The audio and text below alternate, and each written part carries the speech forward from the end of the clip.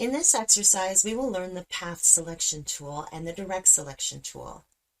These tools are basically very simple to use, and we use them for selecting subjects and moving them. Okay, let's see how these tools will work. If I move my arrow on Tools, we can see the Path Selection tool here, or we can press A to select this tool.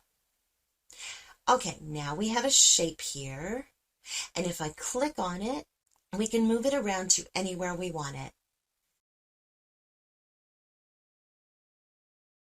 If I choose the Direct Selection tool, then I am not able to move the shape, but when I click on the corner on the anchor point, then I am able to move it, and I can move any anchor point.